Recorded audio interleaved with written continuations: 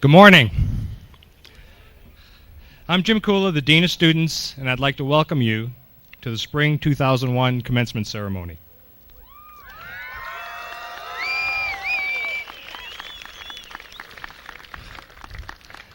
I'd also like to encourage you to use your sunscreen, and don't be afraid to go back and drink lots of water. Okay? Color guard, please post the colors.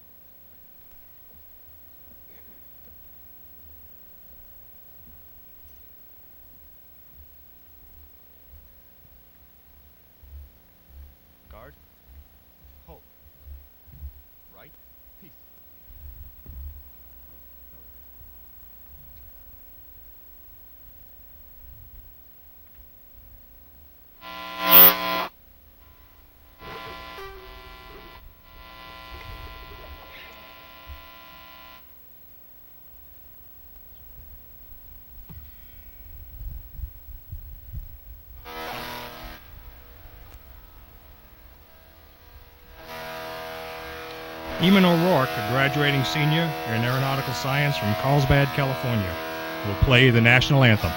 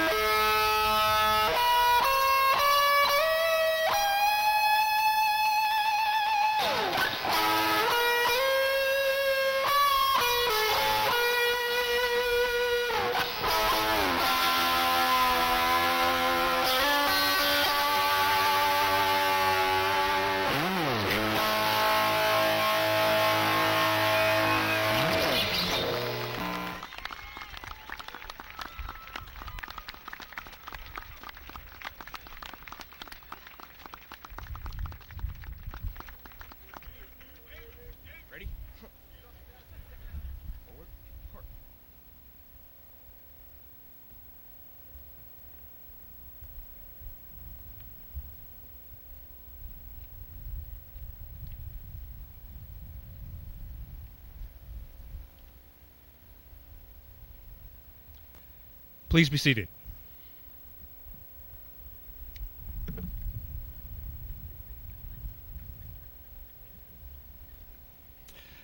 Rochelle Tetherow, a graduating senior in Science, Technology, and Globalization from Valentine, Nebraska, will give the invocation.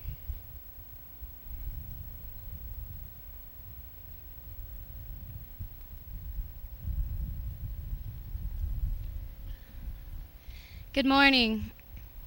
I would like to take a moment to give thanks. Would you please bow your heads with me?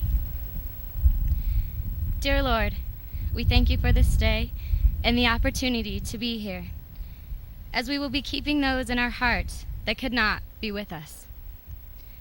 Thank you for the challenges, failures, and successes that we have encountered in the last few years, the friendships that we have made, and the memories that we will have forever. We ask you to be with us in the future, to keep sight and to strive to achieve our dreams. Help us to never lose hope. We ask this in Jesus' name. Amen. Thank all of you for joining us, and enjoy your day.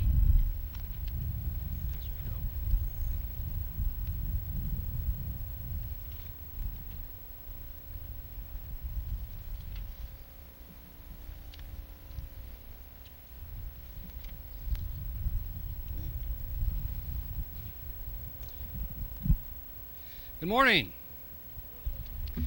My name is Dan Carroll. I'm the Chancellor of the Prescott campus. Thank you for coming today. This is an exciting day for our graduates and their families. We are pleased to see so many people here to support our graduates who are about to embark upon a new journey. Thank you, Eamon O'Rourke, for that rendition of our national anthem. And to Rochelle Tetherow for the invocation. As you look behind me, you will notice several international flags from Brazil, France, Germany, the Netherlands, Mauritius, Mexico, Canada, Japan, Poland, Serbia, Slovakia, and Thailand. These flags represent the homelands of our international students who are graduating today.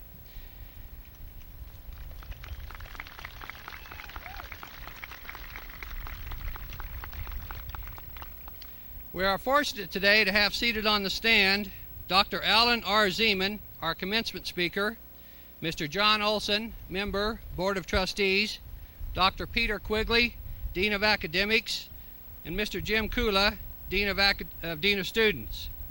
We invite you today to take pictures, but please do not impede the flow of the graduates to and from the stage. It's my pleasure this morning to introduce our commencement speaker. He is Dr. Alan R. Zeman. Dr. Zeman is Director of Naval Training and Education of the United States Navy. He holds a doctorate in economics from Florida State University. He has an interesting career that encompasses work for the Center of Naval Analysis to his warfare-specific research, in which he wrote the Insensitive Munitions chapter of the Navy Strike Warfare Master Plan. He has worked on amphibious training issues and Naval Marine Corps tactics analysis of at-sea exercises. In 1992, he moved to the staff of the 3rd Fleet, embarked in USS Coronado, contributing to the re-engineering of the fleet operational training continuum. After returning to CNA headquarters in 1994, he completed a study for the Chief of Naval Operations and Joint Chiefs of Staff on individual personnel tempo, the first study to quantify the difference between the operational tempo of ships, submarines, and squadrons, and the personnel tempo to the sailors embarked in those units. Shortly thereafter, Dr. Zeman was selected to work for the Assistant Secretary of the Navy in Manpower and Reserve Affairs as the Director of Manpower and Training. Today, Dr. Zeman is the Director of Naval Training and Education. He and his wife, Sherry, have 4 children and reside in Alexandria, Virginia. We are fortunate to have Dr. Zeman here with us today to address our graduates. Dr. Zeman.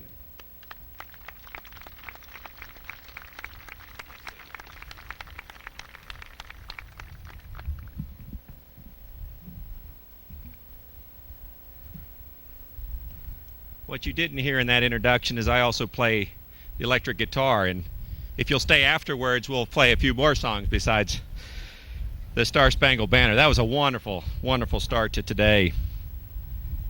I'm very grateful to be here. First, thanks a lot, Chancellor, for inviting me. It's a wonderful day. I feel as nice as the weather is today, and I wouldn't want to be anywhere else. It's an honor to be here representing the United States Navy, representing an educational institution like Embry-Riddle, and talking to the next class that'll join a distinguished group of alums from Embry-Riddle University. It would be inappropriate for me to start with anything other than a heartfelt congratulations to the folks dressed in black with these funny little hats, cute little yellow tassels sitting in front of me today, and red tassels. Thank you. I'm colorblind. I'm just glad I got yellow. Sitting here with orange and red tassels in front of me. It is your day. Congratulations very much to you. I'm very excited to be here today, and I'd like to start out my own remarks by saying thank you to some other people here that are extraordinarily important. If you could just indulge me with one thing as your guest speaker today, I'd like all the parents of the graduates just to stand up just for a minute, real quick.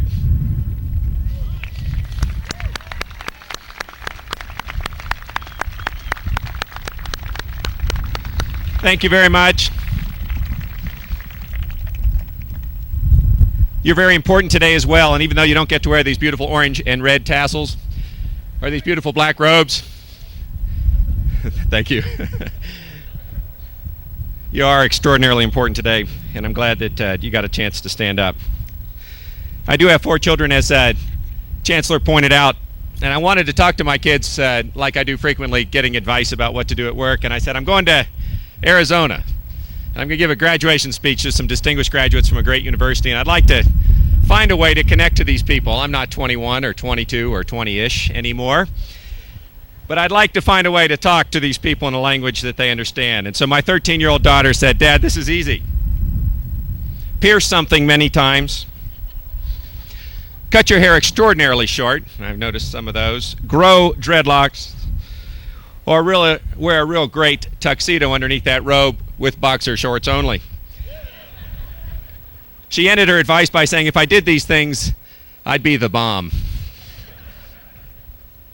I thought that was nice, and I appreciated her advice very much. However, I reminded her that in the Navy, being the bomb isn't where you want to be.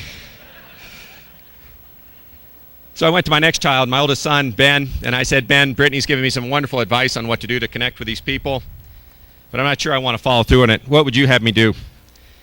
He said, well, the first thing you need to do, Dad, is you need to get some clothes. I said, okay, Ben, thanks. He said, no, you really need some clothes. All your stuff's way too tight. You need to get stuff that would fit, as if you'd gained 100, maybe 150 pounds. Get a diamond-studded bandana, which is called a do-rag, and I'm not sure exactly what that is yet, but I'm going to work on that. And walk real slowly, like you really don't care about anything. And he promised if I did those things, everybody would think I was tight. And I said, Ben, that's great. I said, I'd like to either be the bomb or be tight. But I've already told you about the bomb, and being tight when you're a public speaker, that's not what you want to be either.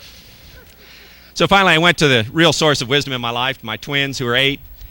And I said, Aaron and Elise, here's the advice I got from your older brother and sister, and I'm not going to follow this, I don't think. But what would you think if I did any of these things? And they gave me a reaction I'll never forget. They just sat there and looked at me, and then they looked at each other like twins do way too often and laughed. And then they really started laughing. They got that belly laugh going, ran outside into the trampoline. They've been laughing ever since. I called this morning, and I asked Sherry, my wife, where are the twins? Oh, they're still out on the trampoline. Laughing and having a great time. I didn't follow their advice. To me, today is a very important day. And I want to be serious just for a minute with a few prepared remarks. The first is there's an old Chinese proverb that says you ought to live in exciting times. And you're the first graduating class of this millennium, and I guarantee you're graduating at exciting times. I'm an economist by training, as the Chancellor pointed out, so I'll quote you some statistics to show how exciting these times are.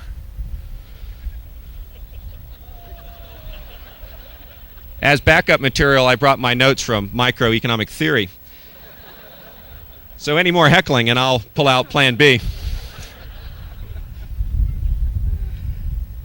It is a great way to think about the remarkable nature of our times. We are living at extraordinarily low unemployment rates. You're leaving at a time of college where we've created 20 million jobs in the last 20 years. We have very low inflation rates, low interest rates, high job creation, incredible home ownership rates. Poverty rate, 11.8%, the lowest it's been since the War on Poverty in 1967. And for the first time in the nation's history, 70% of our high school graduates this year will go directly to college. These are exciting statistics, and it is an exciting time. I want to talk to you in my way of connecting with you about 3 things that I find extraordinarily important to me, things that I'm passionate about. People, public service, and a concept to me which is the death of friction, or better put, anything that you can imagine you can achieve. It is interesting that we have to remind ourselves every once in a while about the value of people. Teddy Roosevelt said when he was the Assistant Secretary of the Navy in 1905 to the Secretary of the Navy and to the Secretary of War at the time, you need to be very careful in your decision making. I'm leaving to run for the President of the United States, and I've had one philosophy here in my entire tour as Assistant Secretary of the Navy, including the launching of the Great White Fleet and many other things that put the Navy on the roadmap. He said, in every decision I've made, I've erred on the side of the individual. I've always put people first. And I think that's an important motto. My grandfather told me a story one time through my mother that I've relayed to my children, and I've heard them relate to other people as well. It's about a man riding on a train, and he's got 3 children with him, and the 3 children are acting up fiercely. Might be graduates today, in fact, of this class. And everyone else on the train is trying to read or study or have a good time, but they're being quiet and respectful. And these 3 kids bouncing off the windows, running up and down the middle, causing all kinds of havoc, yelling at public speakers, doing all kinds of things to cause general mayhem. And after a long time, one of the members in the coach came over to the father and said, "Excuse me, I've been watching your kids for an hour now on this trip. Everyone else trying to rest, read, do their things, and your children are acting up. Why don't you see if you can control them a little bit?" And the man looked up and he said, "Yes." He said, "You're right." He said, "I ought to try and do something about him." He says, "The problem is, I'm not exactly sure what to tell them. You see, their mother died this morning, and I don't know how to act myself, and I certainly know how to tell them to act." And the man that brought up the point felt very small. And it's an important story. It's a short story, but it's a story that teaches us a little bit about compassion and a little bit about perspective. It's very difficult to look at other people and watch their behaviors and try and come up with causes for what they're doing or why they're doing it. And I just suggest to you that the value of people is more important than judging people by what you see. But if you want to judge what they are, find out who they are and why they're doing what they're doing. Get close to them, walk a mile of their shoe, and you'll understand, like I do, that all people are valuable. And the challenge to leaders is to find what they contribute, not whether they can contribute. People are wonderful things. I look back on my work, my research, what I've done inside the Pentagon, what I've done outside at home, my church, my neighborhood, my hobbies. I've found that there's nothing more rewarding than dealing with people. So whether your interests are biological, economic, psychological, or sociological, I think you'll have to agree with me that people, in fact, are evocative subjects. They're incredibly complex and vastly sincere. They're habitual and they're selfish. They're giving and they inflict pain. They enjoy playing and they work too much. They blush and they're scared. They achieve impossible feats and they fail. To the graduates of this class, you'll see all of those things. Eventually they get older and they lose their memory. They change their waistlines and their hairlines. They gain a few pounds. All of a sudden they start telling you stories about how it used to be. And just when you think you figured out something about people, they'll do something that's absolutely amazing. Just as soon as you as a scientist will say, "Gosh, stimulus A leads to behavior B," they'll stop behavior B. And they'll do something very different. Because while unpredictability is part of human nature, there's another part of human nature that distinguishes us more than any other species, and that's our ability to learn. You can argue with me about opposable thumbs and general intellect, but I believe we're the dominant species on this earth largely because of our ability to learn. That is what's most special about people, and that's what we're celebrating today. A group of over 200 people who've spent some dedicated time in formal education learning things that will serve them the rest of their life. The second thing I feel absolutely passionate about is public service. It's something that when I look at people or hear about somebody's introduction, I'm struck by what they've done for other people. I've spent my entire life working in public service ever since I left college. I've worked for the United States Navy. I've worked for the Secretary of the Navy. I've worked for the Chief of Naval Operations. I've worked for the Commander of the Pacific Fleet. I've worked for the Commander of the European Forces. I've worked for the Commander of Third Fleet in San Diego. In all these jobs, I've worked with so many people that put public service first that I can't really speak with people without telling you about my passion. And I want to tell you another quick story. In 1997, when I came back to the Pentagon to work for the Chief of Naval Operations, I had a real passion for education. So I went to the Chief of Naval Personnel, who owned education programs for sailors at the time, and I said, "I think we can do this better. We have programs for educating sailors, but they're not quite hitting on all 8 cylinders, and I think they should." So I put together a presentation, spent months on it, drove my staff crazy, ran into the Chief of Naval Personnel, who owns all people in the United States Navy, and I laid out a speech that I thought was absolutely compelling. And he was extraordinarily polite. He liked my slides, and he liked my logic. He liked everything except my conclusion. And he said, "No," he said, "what we're doing right now is fine." And so I walked out thinking that I had failed. And my deputy pulled me aside and he said, "You know, failure in all your talks that you always say is just an opportunity to find success in another nature. And I agreed. And so we went back and we reworked what we wanted to do, and we worked the way we were going to do it, and we created the Navy College program. It highlights to me something that you have to understand about public service, which is why we never get rich engaging in public service. We get rich in many other ways besides financial rewards. We created a Navy College program that integrated all of education programs in the United States Navy, integrated everything from counseling to college enrollment. We went to universities, there were 1,600 of them at the time in the United States, and we said, we think you can do better for our members in the Navy, the Marine Corps, Coast Guard, Army, and Air Force, and we'd like you to work a little bit harder in giving them opportunities for education. For the Navy, we had 16 universities, one of which was Embry-Riddle. In fact, the largest of which was Embry-Riddle, that said that we'll accept sailors if they can get through their initial entry training and get through our initial qualifications. The results of that Navy College program are amazing. In the first year, we had 33% increased enrollment. We had 28% increase, and there were folks that were taking college in the middle of deployments. And this year, we had 33% increase in the number of sailors who got college degrees. Being a sailor is a difficult job. Anybody that has a full-time job and spends the time to go to college to finish up a technical degree is deserving our merit.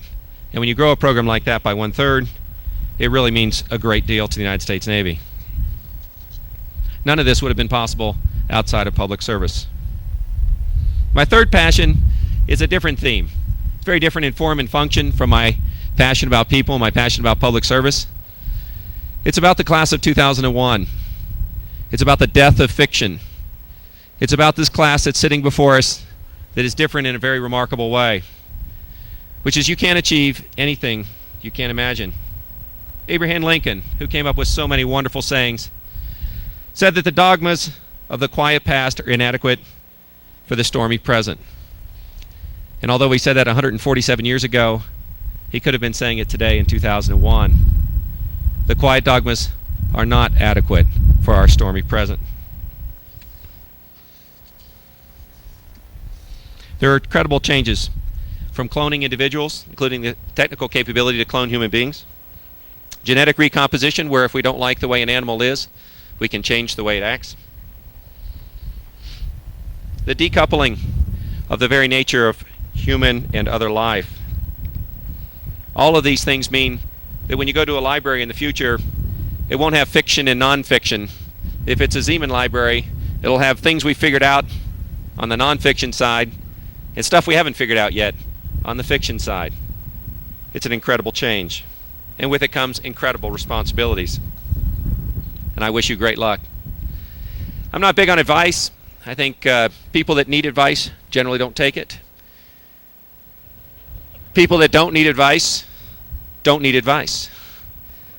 But I can't speak to you today, even in a short amount of time, without providing a little bit of advice. Great leaders have always known that morals and principles are the cornerstones of society. In biblical terms, Moses is the greatest representation of that. When he brought the Ten Commandments down to the Israelites, they had lost their way. They had lost their connection with their people, with their God, with each other, and with their future. Many leaders, like Mahatma Gandhi, Martin Luther King, all of the authors of the Declaration of Independence, knew that principles were more important than ideas. Put very simply, shared principles allowed people to work and to live together in a mutually agreeable way. Shared values create a sense of community without which we working toward our own selfish ends, but not achieving those things for which only common goals allow. Principles enable people to select their own actions by defining rules and establishing a sense of purpose. This purpose acts as a basis on which to build innovation and creativity. Democracy itself, I would argue, would be impossible without the sanctities of freedom and the principles of loyalty and sacrifice. My advice is very simple. Find some principles that you believe in. Challenge yourself on the principles that you've lived by in the past. Don't accept the principles of other people, and never, never accept the status quo. There is some strong countervailing evidence to this point. I don't believe any of you will achieve a glorious outcome without thinking first about the principles of your life. Because this is an era of tremendous change, each and every one of you is charged with an immense responsibility to keep the rest of us in check, to define your future, to make sure that the technologies that we have in terms of capabilities do not overrun our ethical limits. Please find your principles. Please live by them. Please talk to each other about them and change them when you need to, but only when you need to. So be it industry, academia, military service, or any other career, you're officially labeled. You'll shortly become graduates of Embry-Riddle University. That'll set expectations in other people's minds about your intellect, but it'll also set expectations in other people's minds about your general character. So congratulations to end where I started. I hope these remarks will help you. Find your passion, value people, consider public service, be nice to a civil servant. Think about the principles which are the hallmark of all great lives. And more than anything else, enjoy yourself. You are God's greatest creation, a human being. Thank you very much.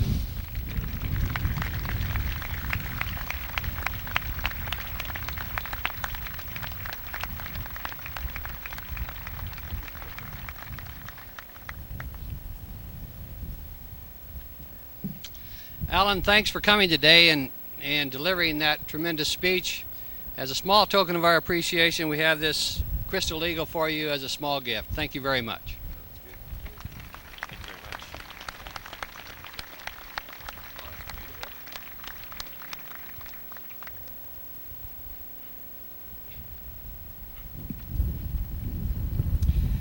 Each graduating class selects a representation to speak on behalf of the graduates. This spring's class has selected two individuals. Mark Naval from Waimanalo, Hawaii is graduating with a degree in aeronautical science, and Brian Munch from Victoria, Texas is graduating with a degree in aerospace engineering. Mark and Brian, will you please come forward?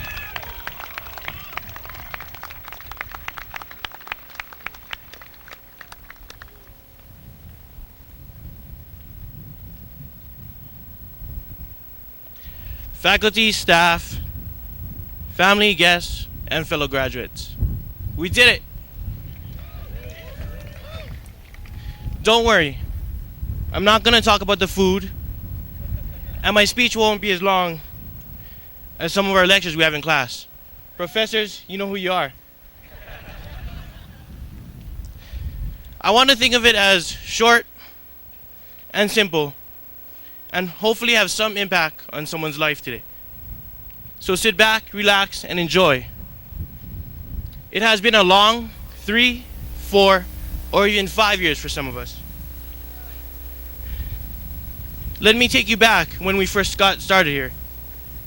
Some of us arrived here as veterans of the United States Armed Forces.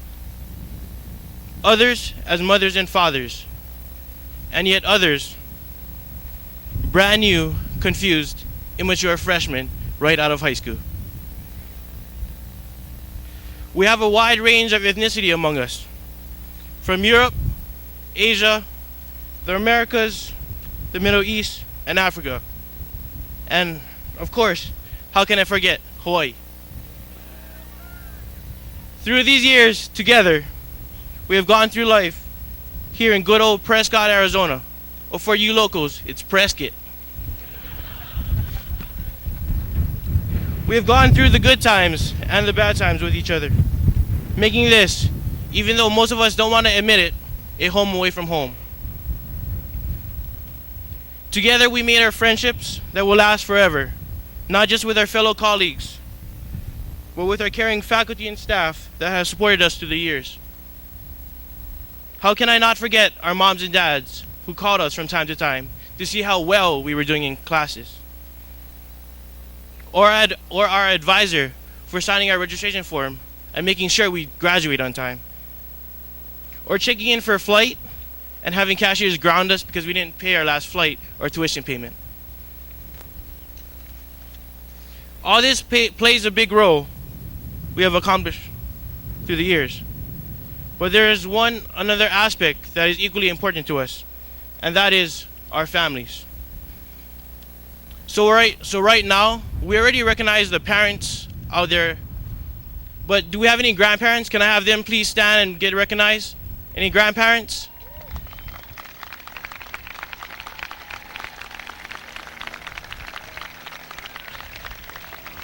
Thank you. And of course, do we have any great-grandparents out there? The great-grandparents, stand up. Oh.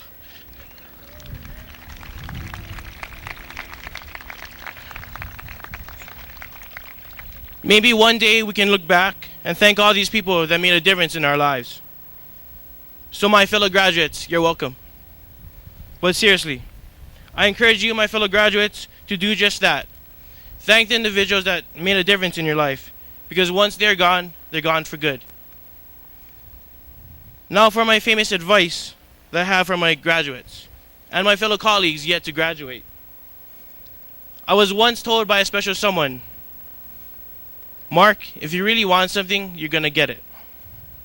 So, in life, really want something and pursue it. If you get what you really wanted, then you deserved it. If not, there's probably something better out there for you. Thanks, Mom, I did it. In the words of the great Leonardo da Vinci, when once you have tasted flight, you will forever walk the earth with your eyes turned skyward. For there you have been, and there you will always long to return. Thank you.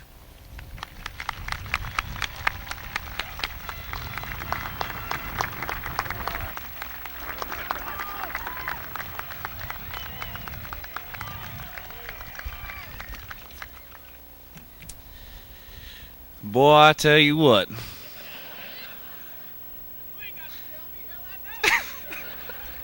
LIB and more graduates.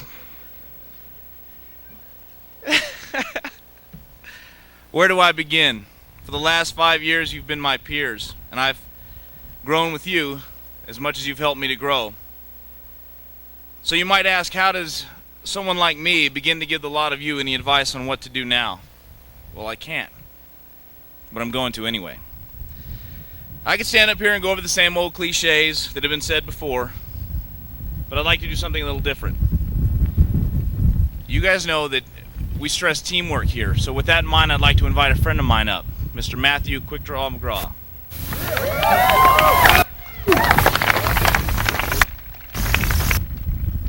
So let's get started. The first thing I want to let everybody know is that after today's lecture, there's going to be a quiz given by Dr. Stephen Kahn, so you can't possibly hope to pass.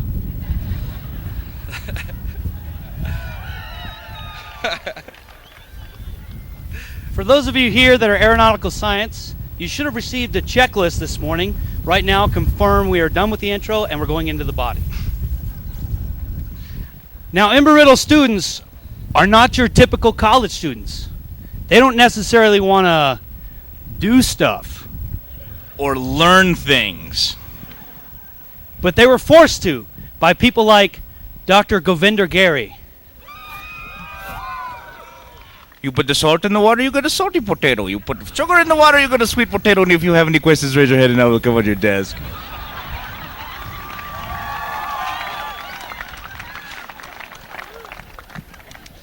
And Dr. Gary Harrison. Well, if you imagine you graduate, you just might get to walk across this stage. Or how about Dr. Richard Bloom? If you take the aeroplane to Harvard. And of course, Uncle Mike Pillay. If you go ahead and you take a look at it, today's the day we're going to graduate. Well, these incredible minds shared with us lifetimes worth of knowledge so that we might go on to bigger and better things. And let us not forget the immortal words of Socrates, who said, I drank what? With all this wonderful knowledge, we're poised to bring forth a better phase of mankind, a new stage of human evolution. So that's what we'll do. We'll drive on to a bigger and better mankind.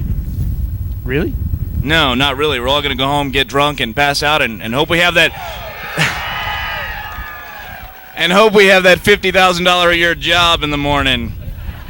Oh yeah. Well, we are, of course, prepared to go on and be masters of our own destinies. Well, you're at least ready to be an apprentice. That's true. But I'm going to be a sorcerer's apprentice. And me, I'll probably go on to be some kind of doctor. Yeah, just Dr. Seuss. Hey, it works. All right, but seriously, folks, we're going to talk about now something near and dear to all of our hearts. Stench. Aeronautical science students know what I'm talking about. The smell of a 172 in July after a long cross-country to Yuma. Or the graphics lab right before a design freeze. You know the smell I'm talking about. 25 engineers and cramped in a tiny little room for 48 hours straight. Burnt electronics, stale coffee, moldy pizza, and sweat. I mean God-fearing man sweat. Smells like victory. All for one chance to walk across this tiny little stage to receive left and shake right. Go ahead. Of course. Well, there's more bad news. See, the tests and the quizzes, they don't end here. They don't end today. In life, we're going to go on and be faced with new challenges, new questions, and you're going to have to figure out all of the answers. The good news is there's no answer key for this exam, so we'd like to say there's no right or wrong answer. The last time I did that, a group of parents nearly beat me down in the parking lot. So we're not going to say that there's no right or wrong answer, because in fact, there is a right answer. It's ours. And it goes like this. Play like it's the last game you'll ever play. Work like it's the only job you'll ever have. Dance like nobody's watching, and love like you'll never get hurt. You don't have to change friends if you realize friends change. True friendship will continue to grow, and the same goes for true love. Don't ever lie, cheat, or steal. Chances are someone who looks up to you is watching. Follow your dreams and remain true to your heart. They are both linked and will never let you down. Teach something to someone. It's the only way they're ever going to learn. Have fun at your own expense, not someone else's. Continue to educate yourself, whether it's a master's degree or just classes for fun. Keep learning. Now, perhaps the most important thing we've learned during our entire time here can be summed up in one line from Gladiator. I am Maximus. No. How about what we do in life echoes in eternity? Yeah. I am Maximus. Or let us not forget the words of the Steve Miller Band. You mean, some people call me Maurice. No. Time keeps on slipping into the future. Yeah, but I am a space cowboy. Yeah, and I'm the gangster of love. Well, in short, it doesn't stop here. Graduation is not an ending, simply a transition, old to new. And then to now. But it wouldn't be right to continue any further without giving thanks to those who got us this far. Yeah, like Elvis. What? I mean, like our parents and our siblings and our friends and those people who pushed us to make us succeed. Professors who went the extra mile to help us understand. Staff who made sure that the paperwork always hit the right tray and the shit always hit the right fan.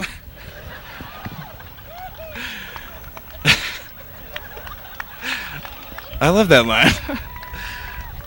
But most of all, each other for pushing one another to do better. Helping out when it was needed and laughing when it was funny.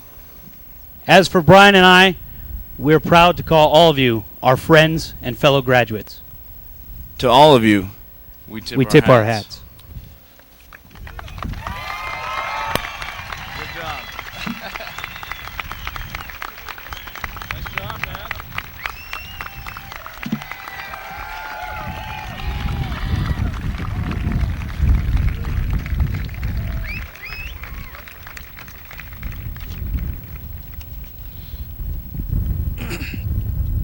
Good afternoon, Dr. Peter Quigley, Dean of Academics, welcoming you to a day of achievement and promise. Matt and Brian, I really do think you need to kind of relax, loosen up, be yourself next time you're on the podium. I did want to say quickly before I go to the next event that the guitar rendition was particularly enjoyable to me. I Notice that the look on several faculty members resembled the look you had on your face the first day of class.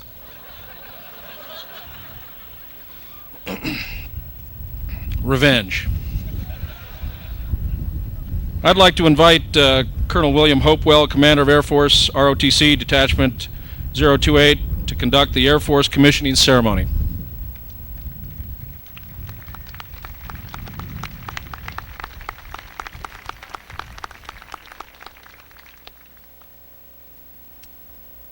Well, when my new lieutenants come up to the stage, that's a tough act to follow here. Whatever. Well, good morning and aloha.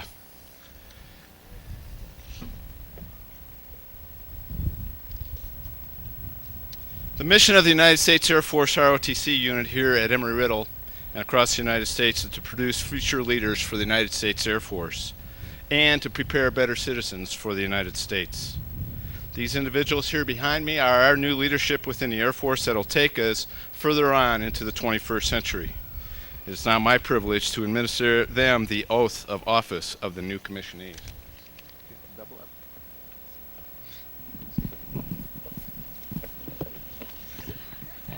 And Christian.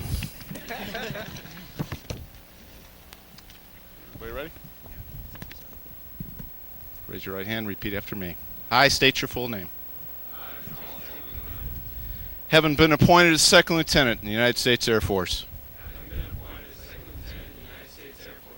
Do solemnly swear that I will support and defend the Constitution of the United States against all enemies, foreign and domestic. That I will bear true faith and allegiance to the same. And I take this obligation freely, without mental reservation or purpose of evasion. That I will well and faithfully discharge the duties of the office of upon which I am about to enter. So help me God. Ladies and gentlemen, I introduce you the newest lieutenants in the United States Air Force.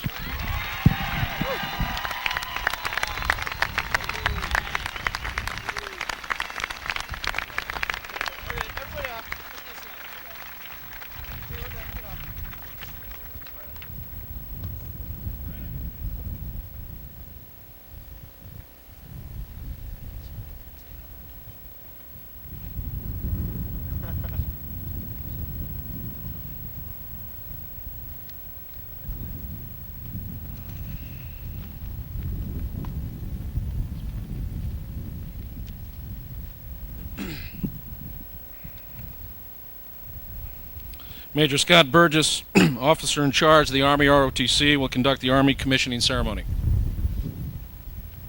Army officer commissionee, take your post.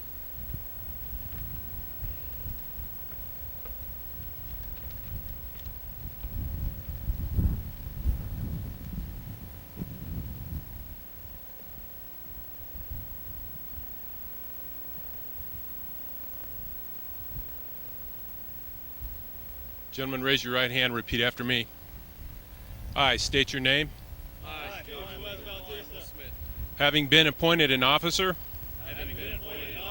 in the Army of the United States, do solemnly swear that I will support and defend the Constitution of the United States against all enemies, foreign and domestic.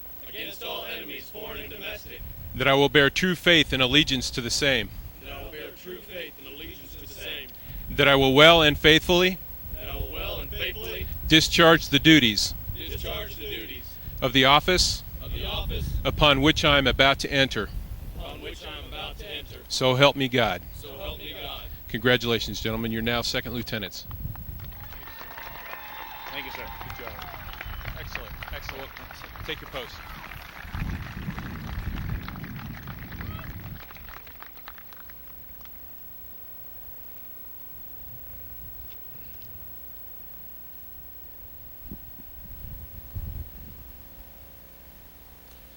Colonel Fred Cohn, retired U.S. Marines, will conduct the Marine commissioning ceremony.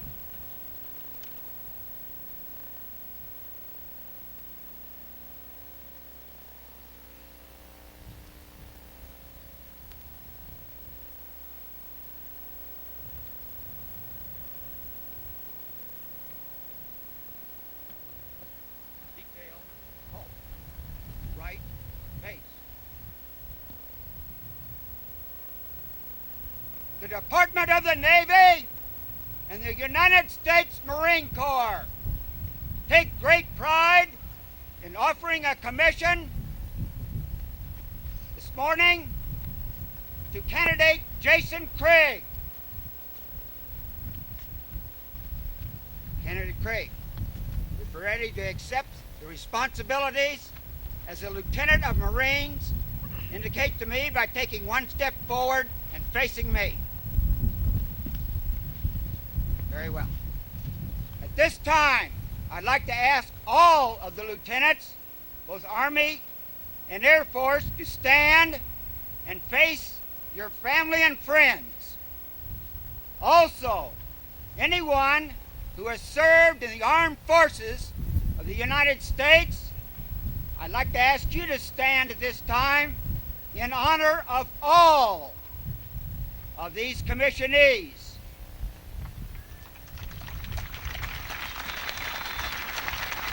Raise your right hand. Repeat after me.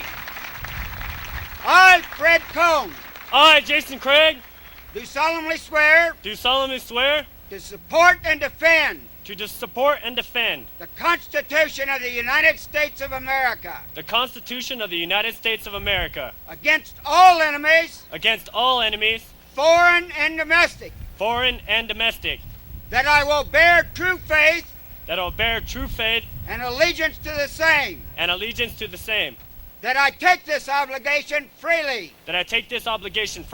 without mental reservation or purpose of evasion, that I will well and faithfully discharge the duties of the office on which I am about to enter. So help me God. Ready? Two. At this time, Major Suspita and Gunny Z will present the Mameluke sword to the new lieutenant. The Mameluke sword is a replica of that sword that was used by Presley O'Bannon in the surrender of the Barbary pirates at the shores of Tripoli in another war in another century.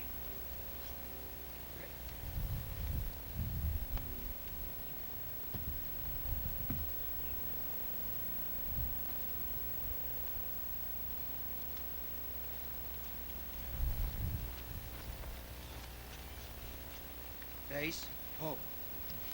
Right, pace. Forward, march.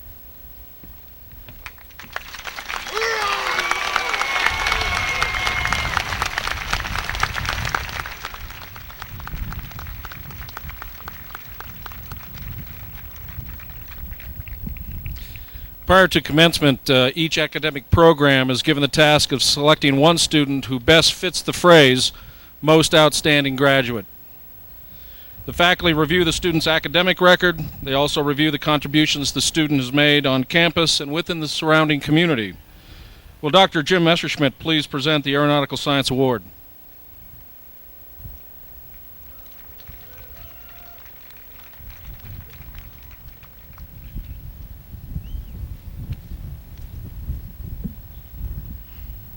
Fred Cohn's always a tough act to follow, isn't he? We're proud of Fred. And also what Dr. Zeman said, and I concur with that, working with people is great. However, I think probably the best job I've ever had in my life is working with students like these out in front of us. It's just been a fantastic job. The Aeronautical Science program is a unique program consisting of two integral parts. Part one is an extremely demanding and rigorous academic curriculum, and the second part is an equally demanding flight program which sets the industry standards. Our outstanding graduate completed both programs while maintaining an outstanding 3.9 grade point average. He was also on a co-op with a major airline. At the end of these co-ops, students were required to complete a project paper about their experiences in the industry. The professor that reviewed and grades these projects stated, "In the 10 years I have been reviewing these projects, this was the best project I have ever reviewed. This student will go far." And the outstanding aeronautical science graduate is Casper M. Gareltz. Would you please step forward?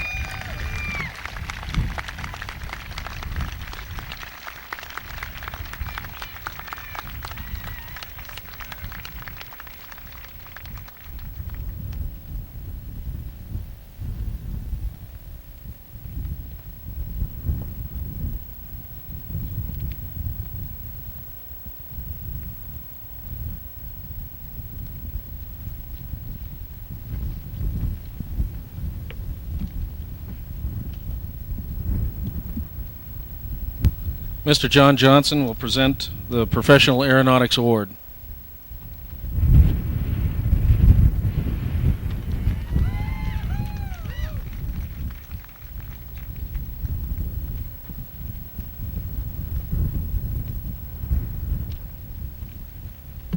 I'm very proud to be the advisor for students that are in the Professional Aeronautics degree program.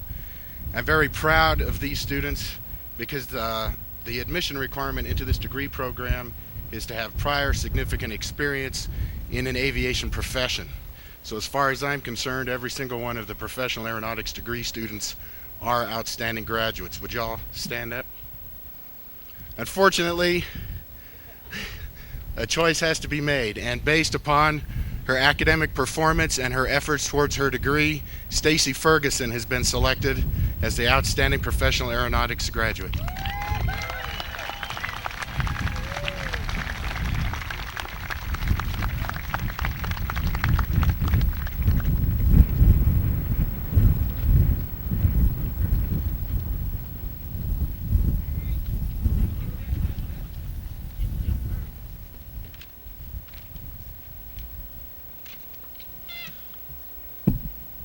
At this time, I'd like to ask Mr. Tracy Dorland to please come forward and present the Aerospace Engineering Award.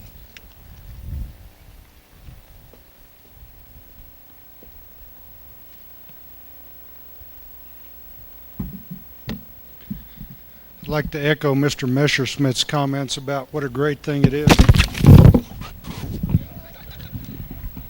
to be a teacher. That doesn't mean I know how to handle microphones. The individual that's been chosen for the Outstanding Aerospace Engineering Award managed to carry a 3.5 GPA in a very difficult program, has been a member of our professional society, the American Institute of Aeronautics and Astronautics, has been a president of Sigma Gamma Tau, the Aerospace Engineering Honor Society.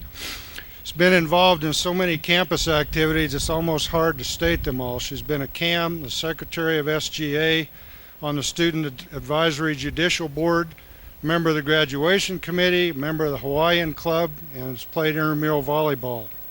In the community, she's volunteered in the Yavapai Regional Medical Center emergency room, tutored high school students in physics, been involved in Big Brothers and Big Sisters, and helped the Granite Mountain Middle School Computer Club.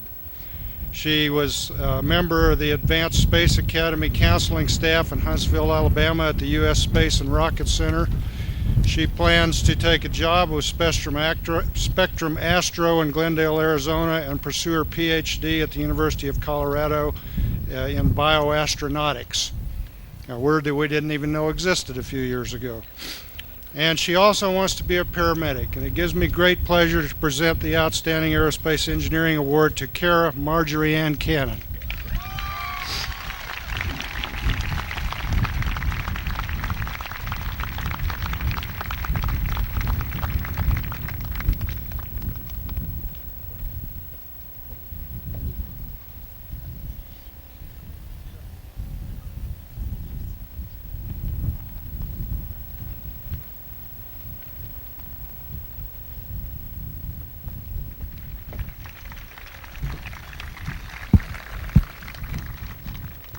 Dr. Chuck Cohn will present the award for computer engineering.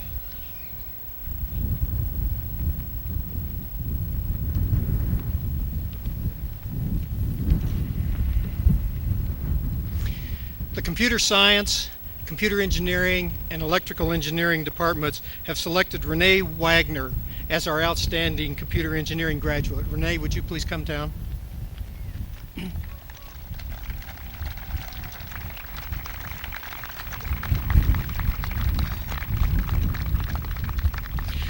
Renee has worked full-time at Honeywell last summer, has continued to work 25 hours per week while carrying 16 hours this fall. Renee is treasurer of Eta Kappa Nu Honorary Society for Electrical and Computer Engineers, has volunteered support for local community charities, and has received numerous scholarships, including the university's Presidential Scholar and the $10,000 Honeywell Scholarship. Renee graduates with an over 3.5 GPA, a GPA that has increased every year that she's been here.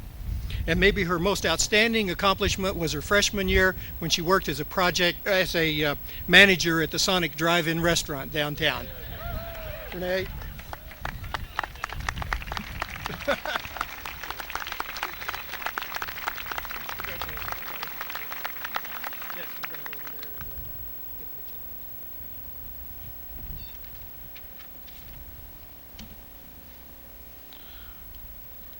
Dr. Eileen Landis-Groom will now present the award for aerospace studies.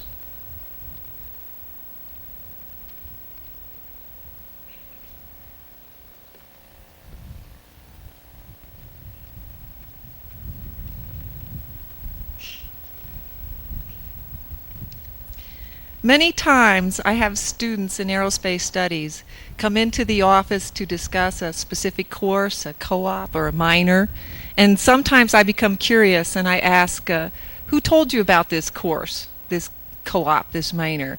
And more than once they have replied with the name Melissa Vanderwall, who is this semester's outstanding graduate in aerospace studies.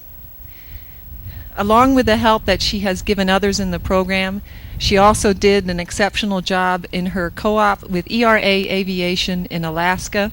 Her supervisor there said that she had never had an employee learn so quickly or do such an outstanding job.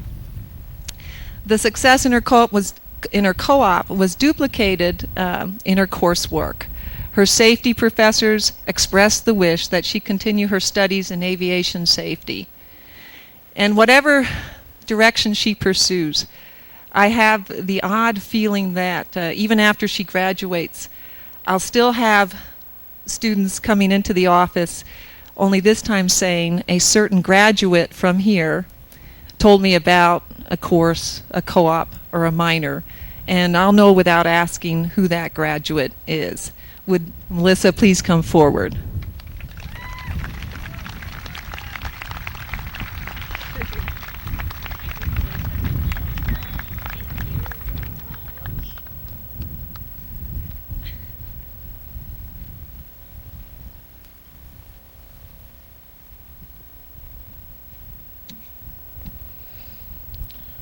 Would Dr. Juan, I've only got 30 seconds, Lucena, please present the award for Science, Technology, and Globalization.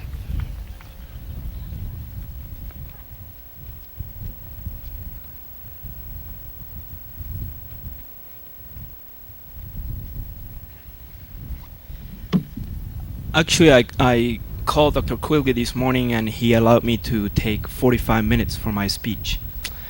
So there's a couple things I want to do here. This might be my last time up here as program director for STG. So this is a beautiful site and I want to take it with me, so I'm going to ask the STG graduates to stand up and I'm going to take a picture of them.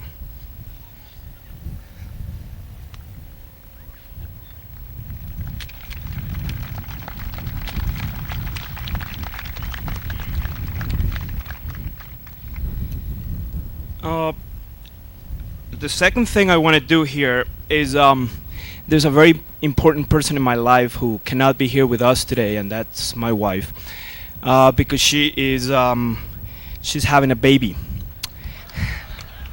So actually there's a poster on campus that although it's well-intentioned, I believe is very inaccurate. It's a poster that says that the natural laws do not discriminate against anybody on the basis of race, gender, and so on.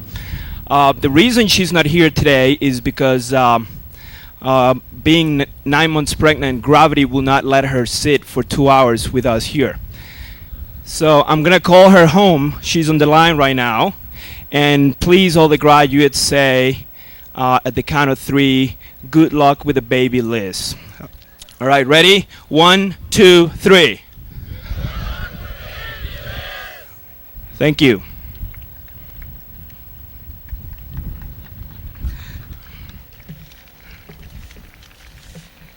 Okay, now with the speech.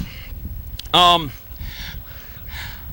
year ago, we used to joke because Jennifer Jones, the recipient of the STG Outstanding Student Award, we used to joke about, is JJ here? We used to joke about her because she was so bored living with Katie Colbert and Talia Brewer that she had nothing else to do but study, and therefore she got the STG Outstanding Student Award, living with the two ultimate nerds. A semester ago, Katie Colbert, living with Talia Brewer, got the STG Outstanding Student Award because she had nothing else to do, because she was living with the ultimate nerd, Talia Brewer. So Katie got the STG Outstanding Award.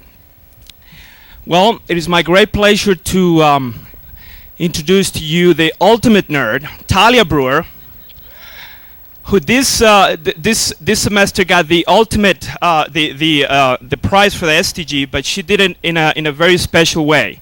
Actually, she redefined the meaning of nerd. She will be remembered as the woman who redefined the meaning of nerd, because let me start with the small stuff first. Not only she has a 4.0 GPA, she's also a Ronald McNair Scholar, National Scholar Athlete Award. She was National Dean's List for 4 years. She received all kinds of scholarships and academic awards during her time here at Embry-Riddle. But more important than that, and this is what I think she's done to redefine what nerd means, she's committed to her academics in a very unique way, and she's committed to make the world a better place. She has the maturity and the intellect sharpness of a graduate student. I think in a year she's going to be going to Yale University. She's very beautiful, but she never let her beauty get to her head. She's a wonderful wife to Keone. Where's Keone? Keone, you're a very lucky man. And she's a very compassionate mother-to-be. Please help me welcome Talia Naipo.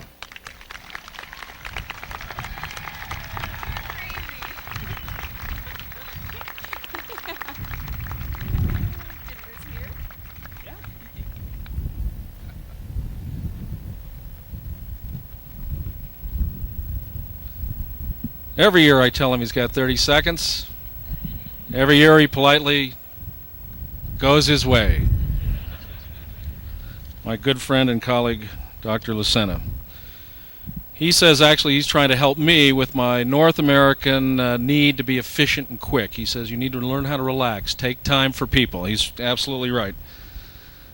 I'd like Dr. Chuck Cohn. He did such a good job last time, a few minutes ago, when he was up here, to come up again and present the Electrical Engineering Award.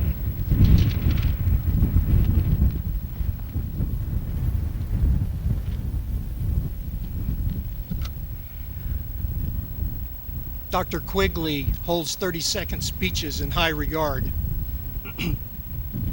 We had 4 outstanding candidates for the outstanding electrical engineering graduate this time. Dylan Patterson, Camille Miller, Josh Merkel, Neil Fouché. The electrical engineering department has selected Neil Fouché as the outstanding electrical engineering graduate. Neil, would you please come forward now?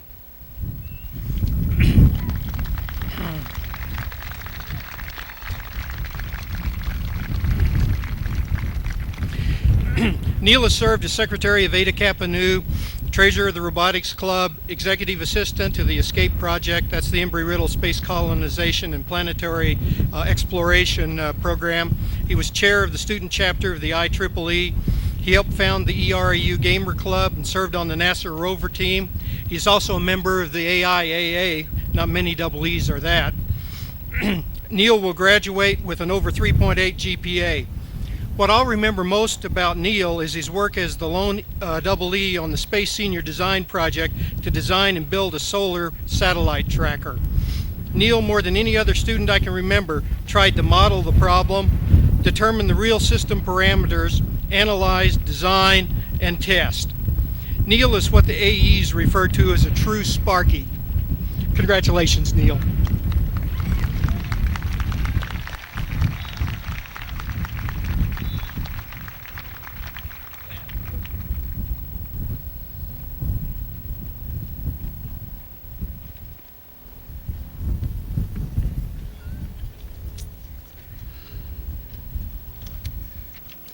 Now for the last two student awards. The Ed King Award, established by Ed King, a longtime supporter of Embry-Riddle and former member of the Board of Trustees, honors a graduating senior who has made an outstanding contribution of time and talent to the local community and to the university. The Chancellor's Award honors an outstanding scholar and leader in the graduating class who had an exceptional record of academic excellence, made significant accomplishments in campus leadership roles, and had a high level of both extracurricular involvement and service to the community. Each winner receives a plaque and a $500 check. Our Chancellor, Dan Carroll, will now present these awards.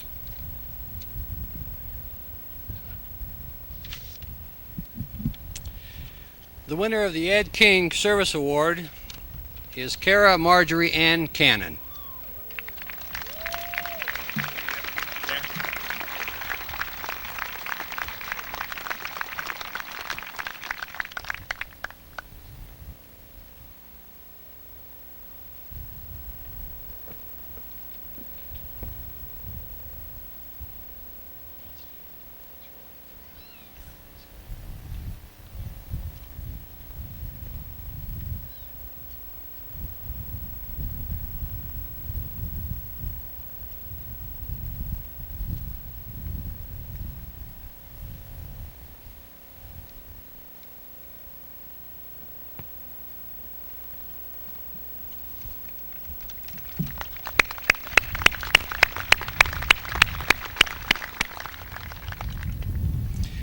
The winner of the Chancellor's Award for Fall 2000 is Talia Brewer Naipo.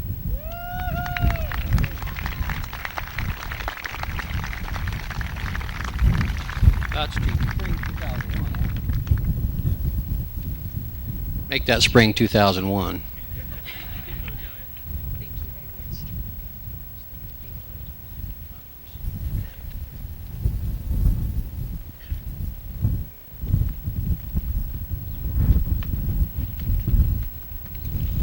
Yeah, I'd like to call Matt McGraw to the stage for the SGA Outstanding Faculty Award and the SGA Outstanding Staff Award. Matt, try to loosen up, relax, be yourself, please.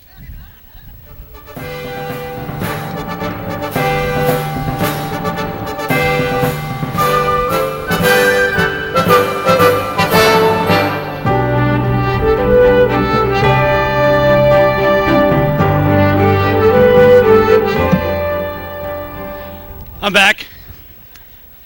Unfortunately, today's recipient of the SGA Faculty Award could not be with us. Let me put that back there. Could not be with us. He's hiking down in the Grand Canyon. Yeah, I know. Aw. But I'd still like to recognize Dr. Brian Nordstrom. So if everybody give him a round of applause.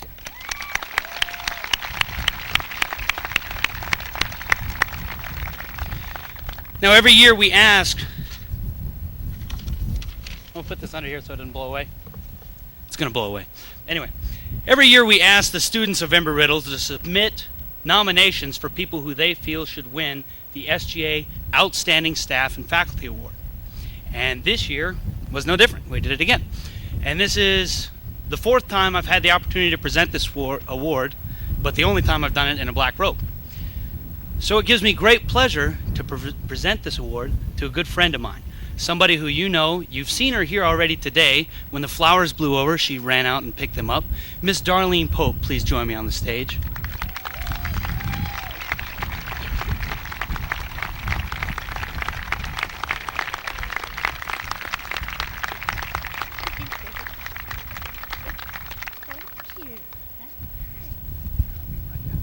I gotta give one more award and then I'll be right over there to take your picture. Okay. Now, we did get a nomination that was very odd because it didn't really fit in staff or faculty. And now you're thinking, how is that possible? I'll explain. This individual, we felt, has given so much to the university this last year that we wanted to recognize them, but they aren't really faculty because they didn't carry a class, and they're not really staff because they're a little more than that. So, with your permission, I'd like to read the inscription on the award that we're given. Is that okay with everybody? Okay, it's really short. It's got the SGA logo at the top, and it says, Peter Quigley, Dean of Academics, you kick ass.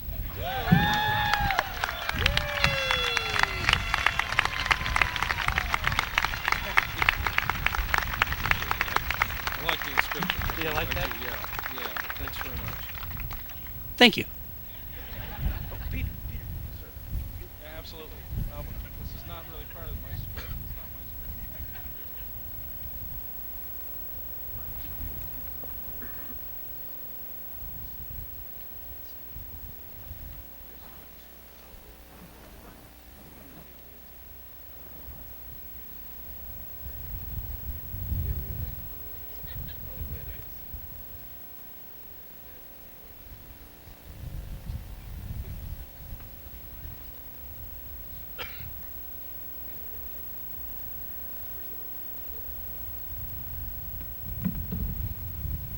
I don't know if I can actually put that on my resume. Or kick-ass award.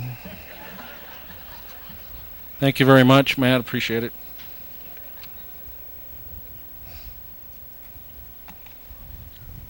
It's not in the script. I'm sort of off. All right. I'd like to get on to the next event, which is very important to me and the faculty. This year, in particular, every year, of course, we pick a distinguished faculty to receive this award, and it goes without saying, cliches aside, that so many people deserve this award. For instance, Dr. Ray Bellum was nominated for the award, and the kind of faculty that we have here, I think, is suggested by the fact that he respectfully declined, not because he doesn't honor the award or appreciate it, but so many of our folks here, faculty and staff, give so much and expect, frankly, no acknowledgement. They love doing it. This year's recipient, well, let me get him up here, a little stage time. Dr. Schaefer, where are you? He's over there.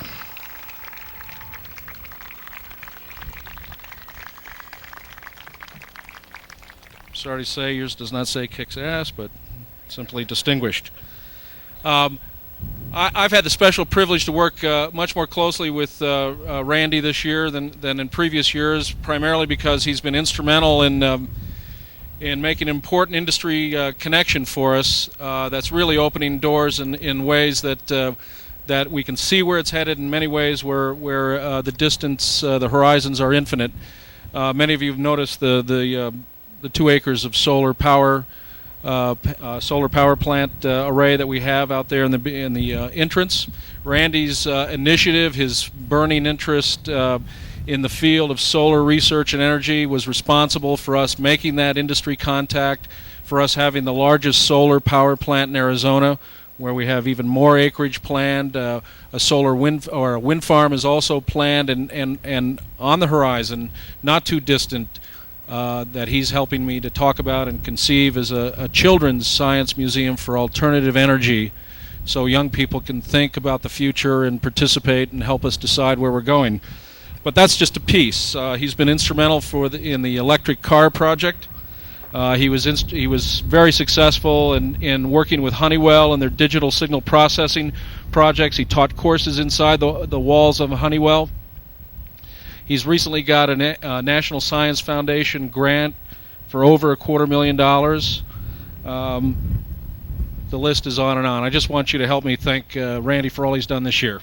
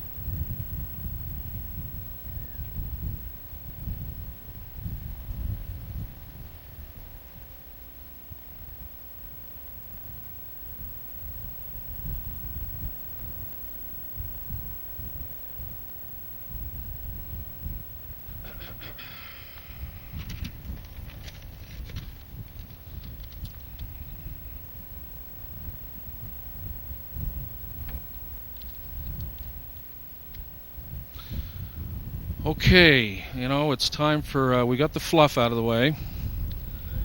It's time to get down to business. I'd like to ask Dr. Jim Messerschmidt to come forward, please, to present diplomas to the aeronautical science candidates.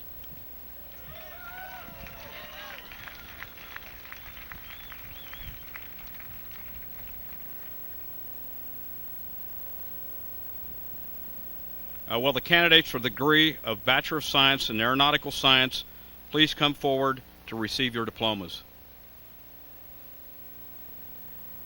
And I'd like to make an announcement. Katie Lugo was accidentally left off the program. She is graduating, and we apologize for that.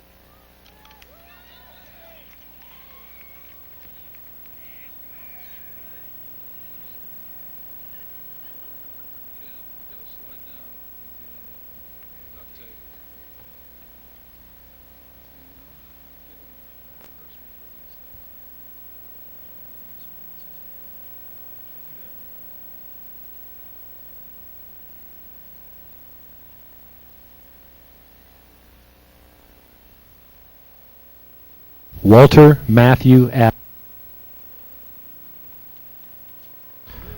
Michael Kenneth August. Graduating cum laude, Raymond Morris. Sebastian Argano. Matthew Daniel Ashburn. Terry Lee Behrens, Jr. Second Lieutenant Steve Nuez Batista.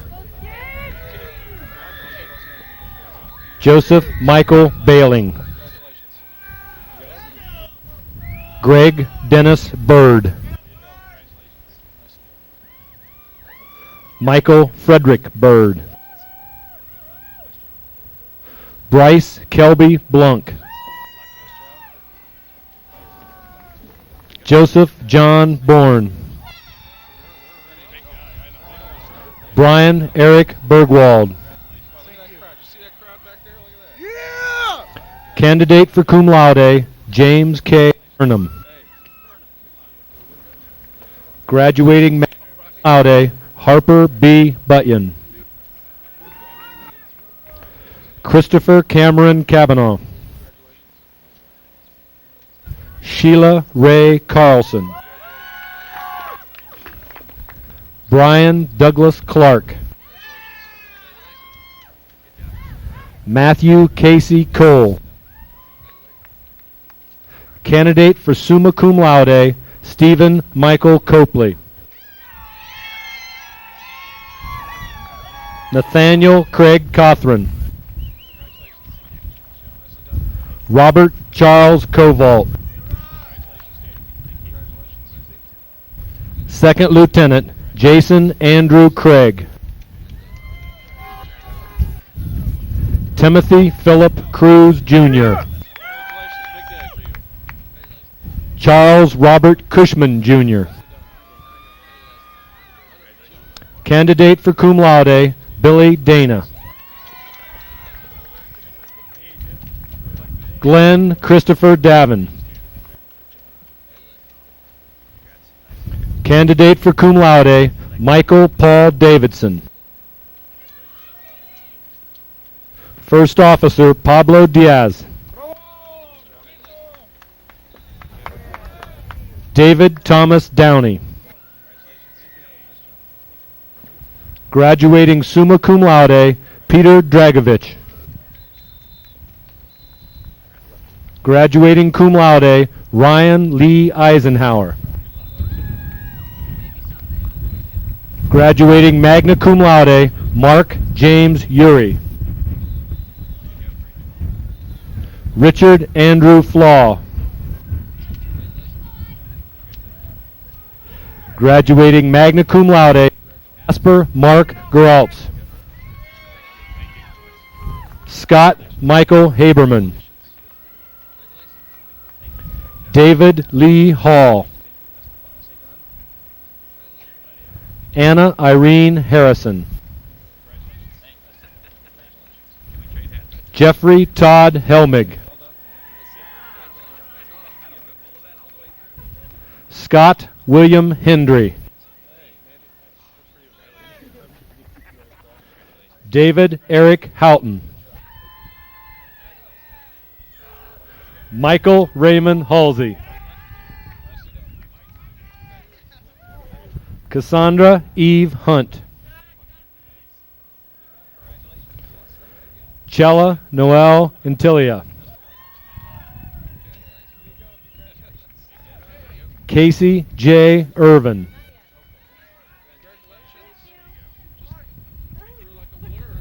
Soren T. Jensen, candidate for cum laude. Kyle Bristow Johnson. Tori Lee Kalalani Kaili Ahu. Second Lieutenant Benjamin Alexander Kaminsky. Karen Renee Kehoe. Nathan Thomas Kemp. Zachary Philip Kim. Graduating magna cum laude, Brian William Kittler.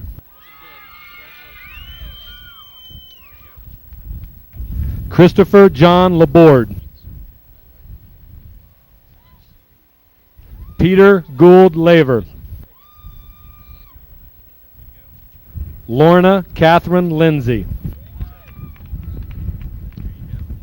Candidate for cum laude, Nicholas Michael Lindsay. Lucretia Celeste Longo. Catherine Danelle Lugo. Patrick Eloy Martinet. Graduating cum laude, Miles Hunter Mayfield.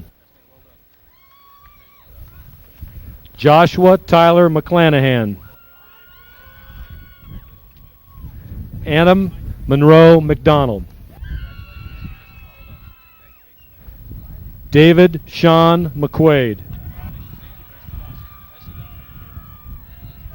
Chaz S.K. Marashige.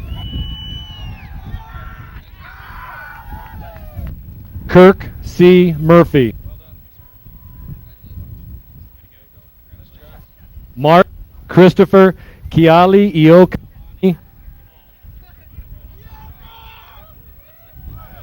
Brooke Noel Nelson.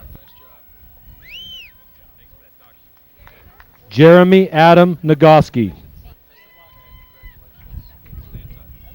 Candidate for cum laude, Eamon Thomas O'Rourke. Erica Ann Osland. Nathan Atanas Pandoff. Jessica Audrey Panzer. Michael Francis Parker. Francis Joseph Parsons III. Candidate for summa cum laude, Ronak Philip Kumar Patel. Adam Matthew Paulson. Graduating magna cum laude, Thomas Petrovich.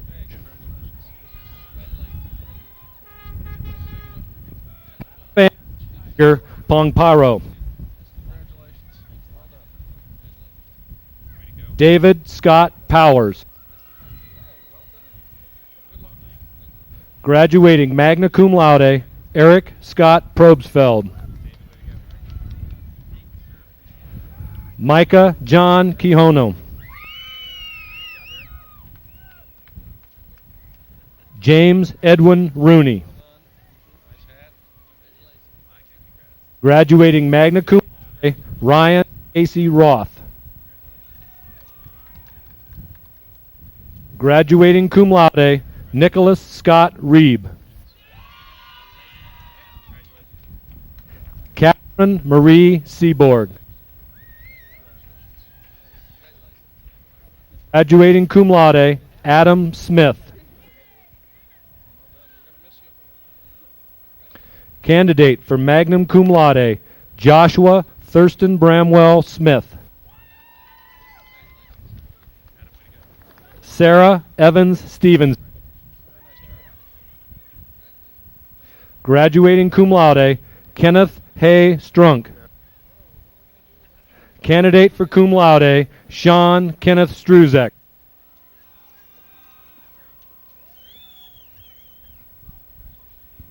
Craig Edward Swan. Mark Swikorski. Jared Ryan Testa. Candidate for cum laude, Jonathan Mark Tracy. Yuri Alexis Trebotich. Kamal Vanskoy. Scott Wesley Weirback. Dallas Jordan Whalen.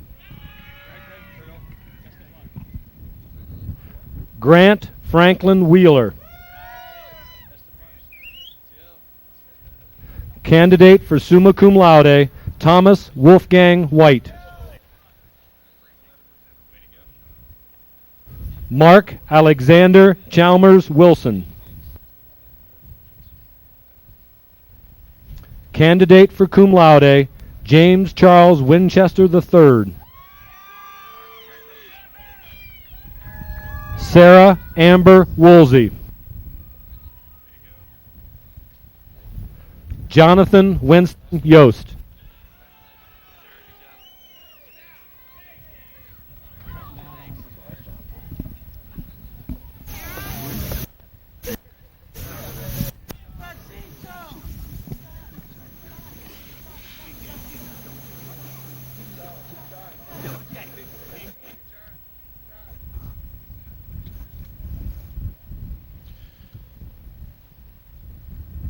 Where is Katie Lugo? Could you stand up, Katie? Katie did graduate. She's not on the commencement pamphlet, but there she is, right there.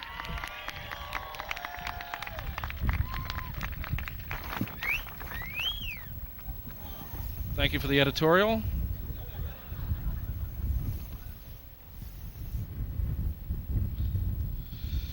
Mr. John Johnson will present the degrees for professional aeronautics.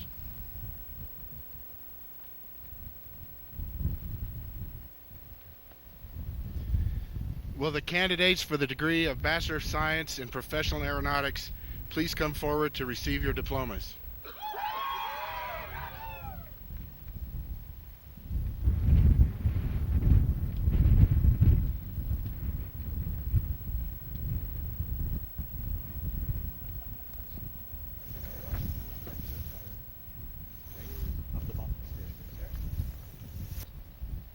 Daniel Wayne B.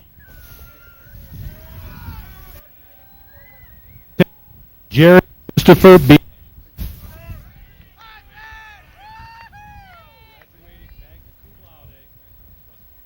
The other one you can't hear. Testing. Graduating magna cum laude, Russell Jack Bovey. You want to try this, Larry? Yeah, none of those are working.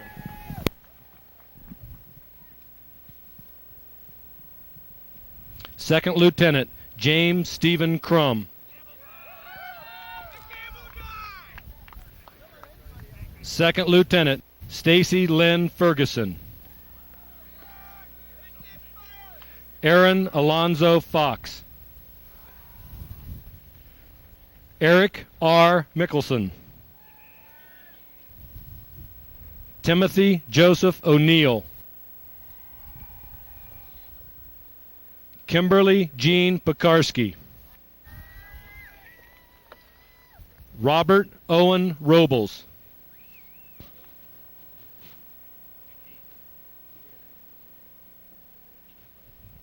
Christian Bright Walker. Ray Sidney Winton. Ronald Dale Wolfarth.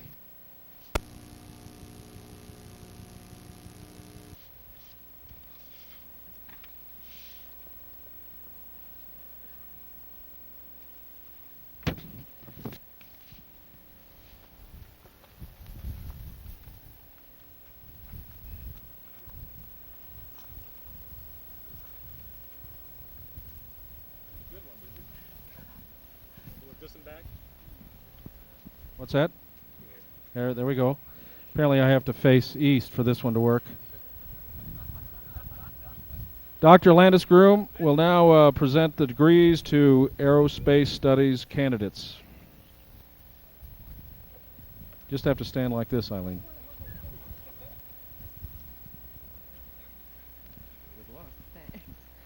I need to state first that Jamie Beatty, a wonderful professor here for many years, will present the first diploma to a wonderful graduate who happens to be her husband, Gregory Beatty. Will the candidates... Yay, Greg. Yes. Will the candidates for the degree of Bachelor of Science in Aerospace Studies please come forward to receive your diplomas?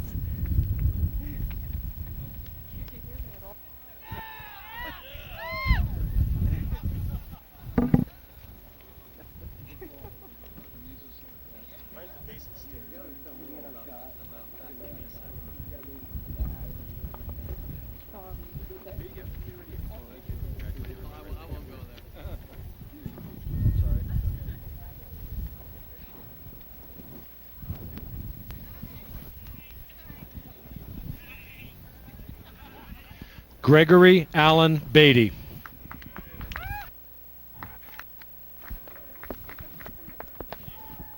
I might go there after all. Heather Dawn Bracker. Good job, buddy. Karen Christine Britt.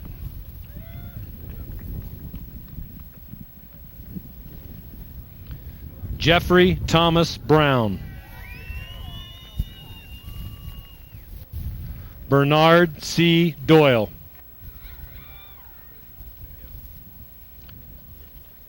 Jeffrey J. Guevara. Graduating cum laude, Sarah Heffelfinger. Luke Patrick Hopper. Jake Kaplan. Jolene K. Krolowitz. Jacqueline Michelle Kyle.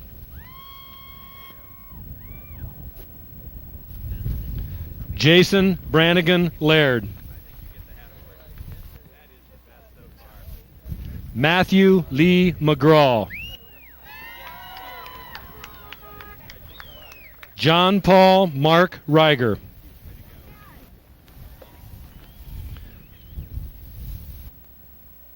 Second Lieutenant Jonathan Eugene Reinsch. John Raul Rocher IV. Kenneth Lowell Stout.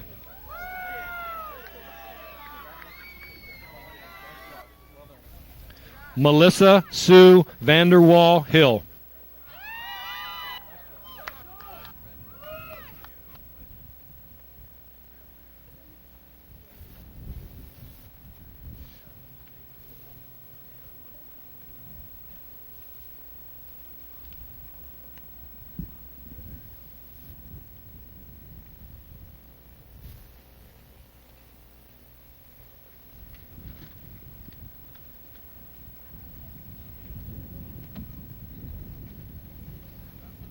We'll waive the usual handbook prohibition about student-faculty fraternization in the case of Jamie and Greg. I'd like to ask Dr. Juan Lucena, please, to come forward and present diplomas to the candidates for Science, Technology, and Globalization.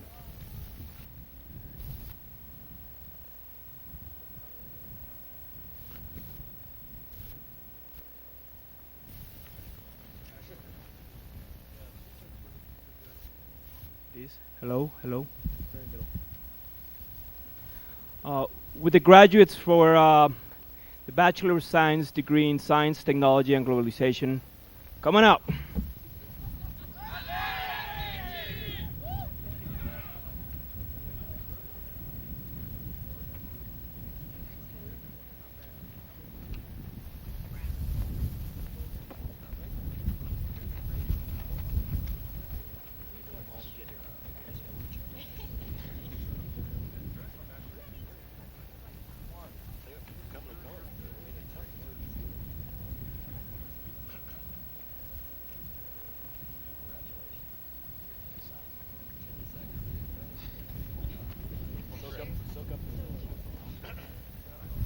Graduating cum laude, Jennifer Alexis Samantha Borge.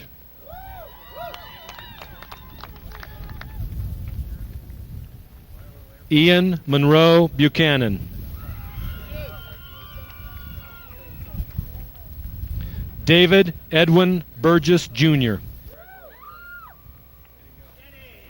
Second Lieutenant Christopher Charles Cannon. Second Lieutenant Joshua Eric Hyam.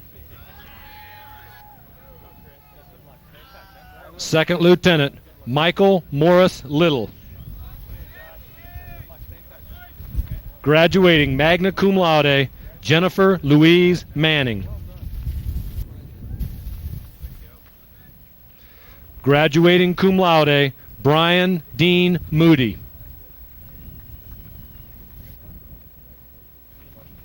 Robin Lee Myers.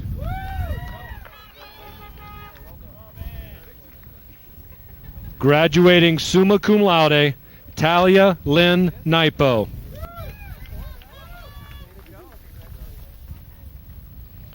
Graduating cum laude, Janice Marie Ramirez.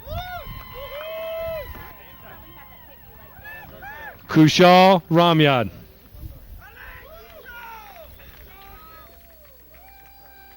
Michael Joseph Rosenbach, Jr. Ryan Joseph Scrack. Graduating summa cum laude, Rochelle Sue Tetherow.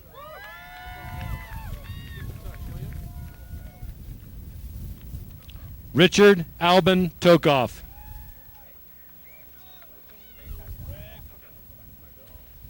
Graduating cum laude, Luke John Tolley. Second Lieutenant Juan Alfredo Vaughn.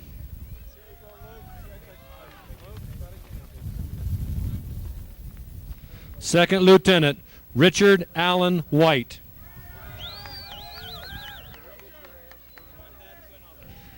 Graduating magna cum laude, Catherine Rose Wyckoff.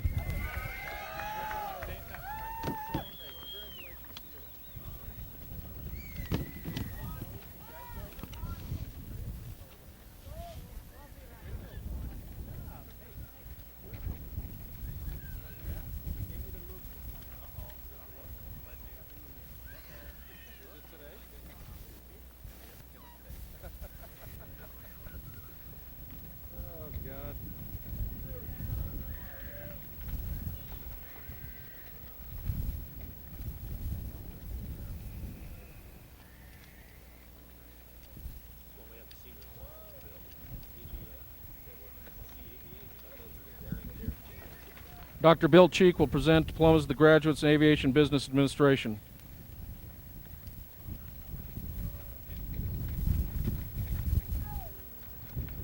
Will the candidates for the degree of Bachelor of Science in Aviation Business Administration please come forward to receive your diplomas? Robert John B.J. Adams. Eric R. Ray.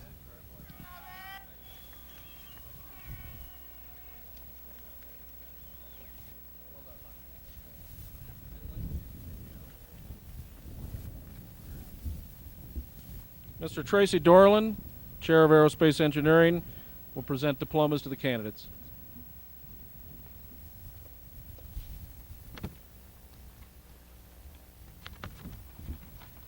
Will the candidates for the degree of Bachelor of Science in Aerospace Engineering please come forward to receive their diplomas?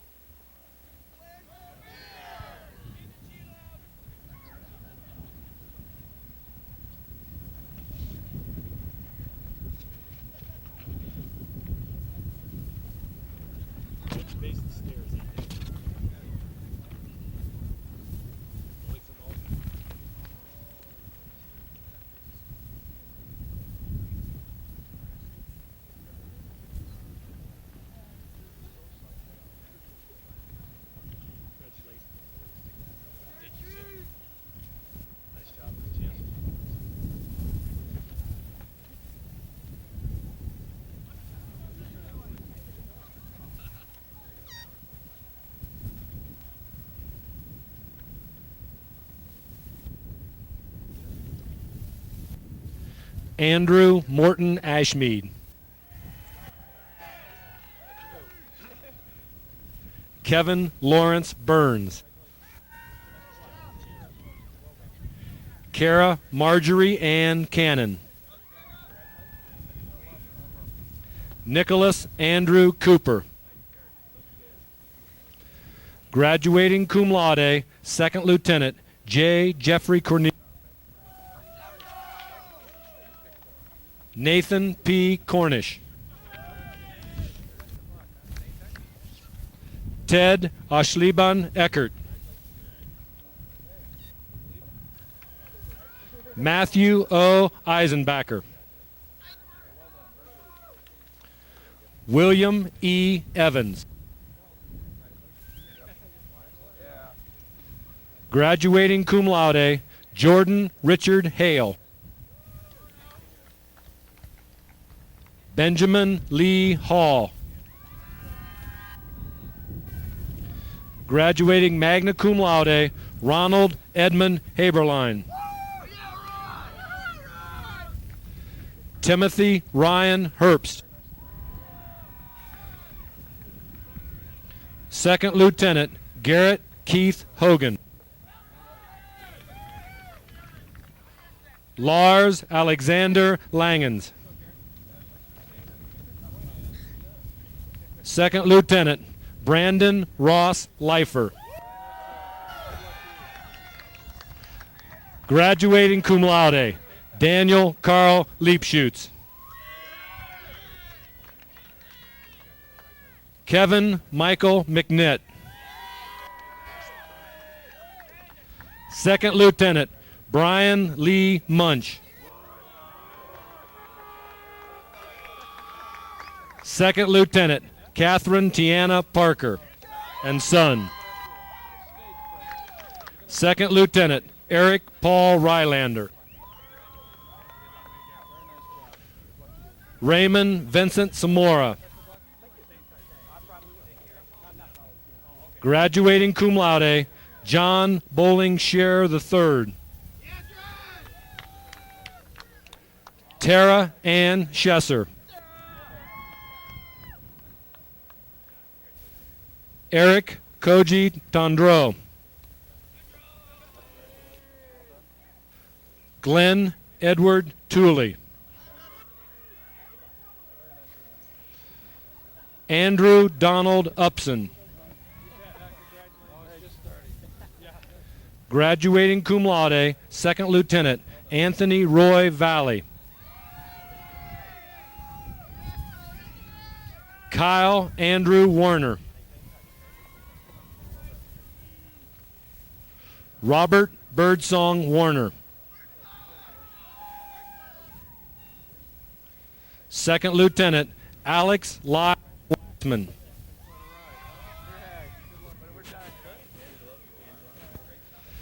Mark Andrew Winings and his son Angelo. Graduating cum laude, Satoko Yoshida.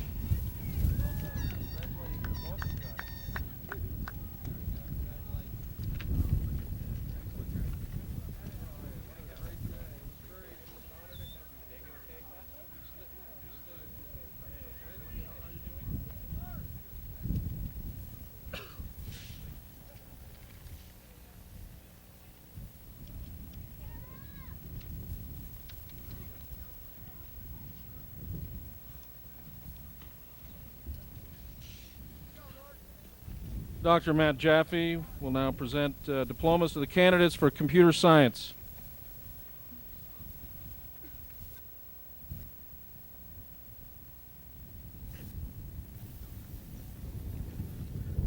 Will the candidates for bachelor's degrees in computer science please come forward to receive their diplomas?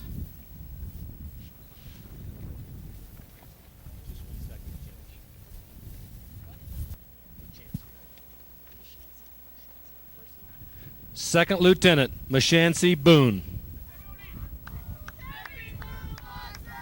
Also receiving a Bachelor of Science in Aerospace Studies, Sarah Marie Brend.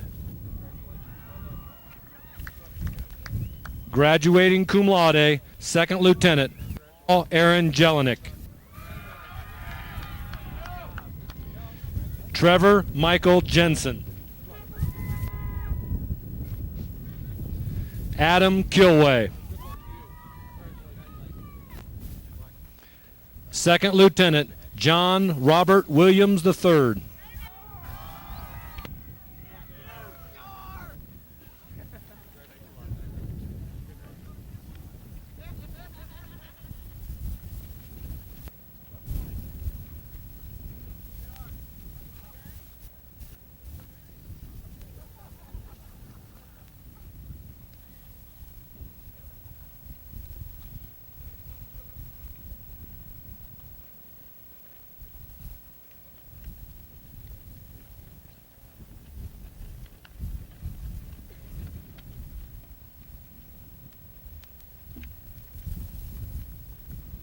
Dr. Chuck Cohn, present diplomas to the candidates for Bachelor of Science in Computer Engineering.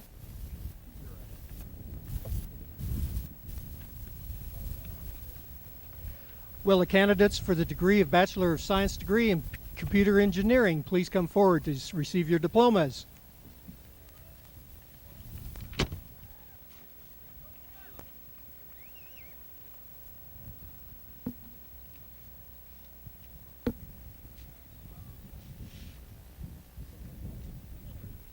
Benjamin Chow. Kevin Joseph DeAngelis. Candidate for cum laude, Renee Marie Wagoner.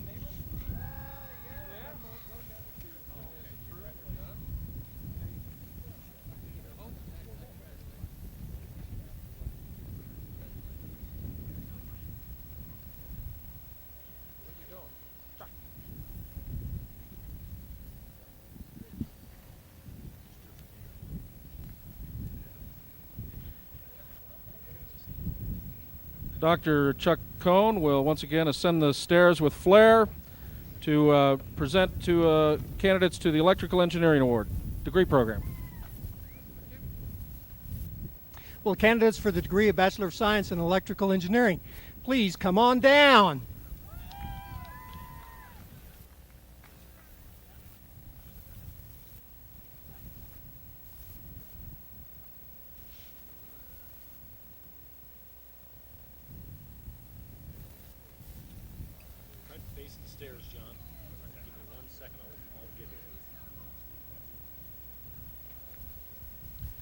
John Eck Jr. Candidate for magna cum laude, Neil M. Fouché. Nathan R. Huntoon.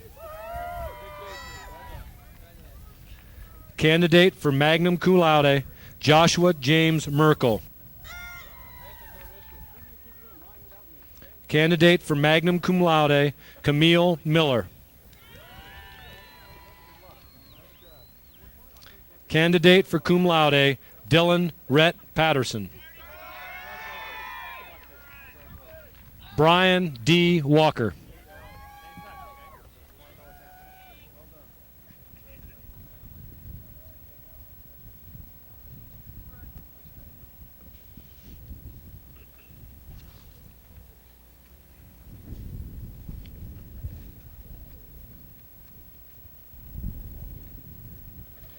Will the candidates for master's degrees in aeronautical science now please come forward to receive your diplomas?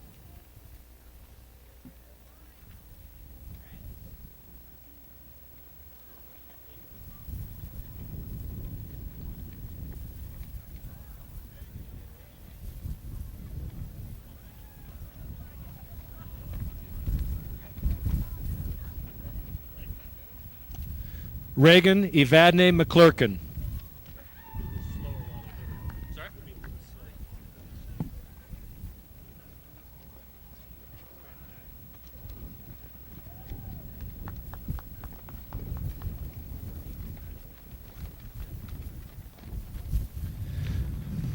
Graduating with distinction, Russell J. Rittiger.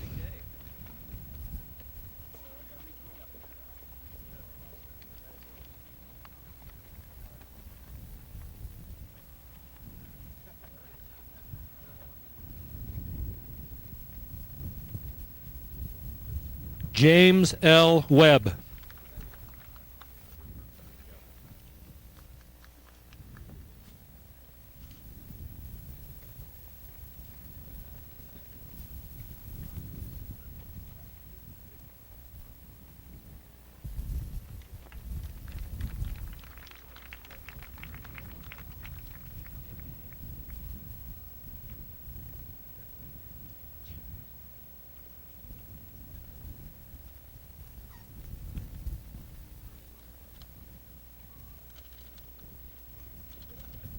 Candidates for the Masters in Technical Management, please come forward.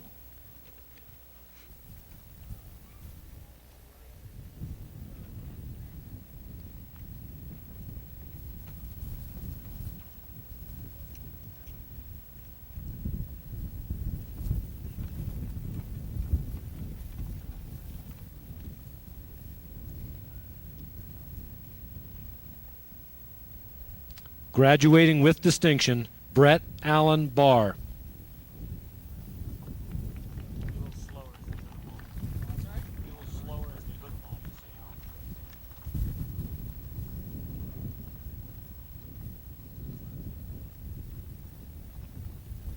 James Pryor Bartlett.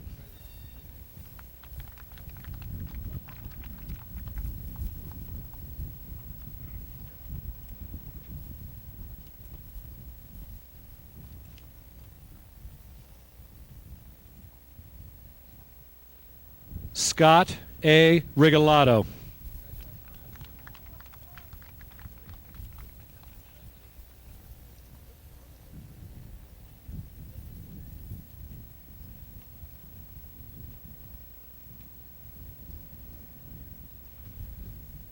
Ernest Webb Rickenbacker.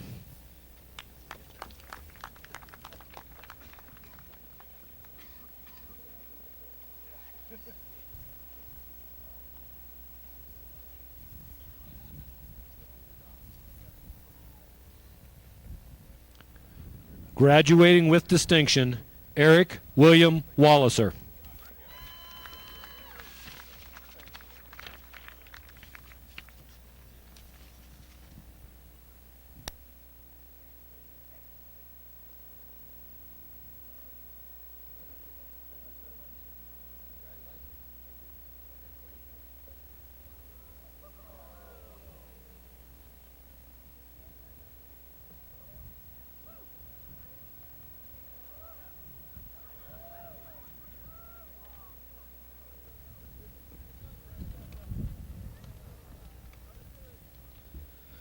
Will all the candidates for degrees now please rise?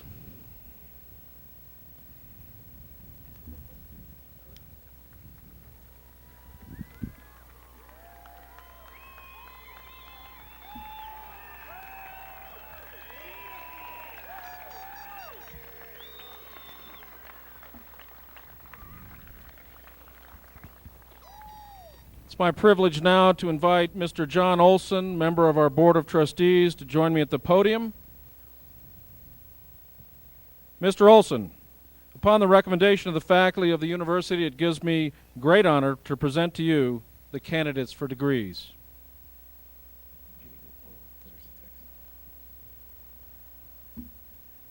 If that ultimate politician, Mr. Matt McGraw, thinks he's going to have the last words, I got news for him.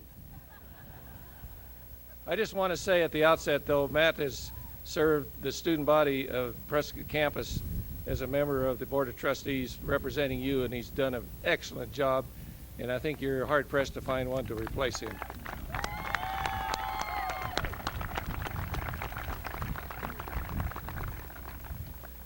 So here's the last word, and it also makes you official. By the authority vested in me by the Board of Trustees of Embry-Riddle Aeronautical University, I hereby confer upon you, as appropriate, the Bachelor of Science and Master of Science degrees, with all the rights, privileges, honors, and responsibilities appertaining hereunto. You may now move your tassels from right to the left side of your mortarboard to signify that you have graduated. Congratulations!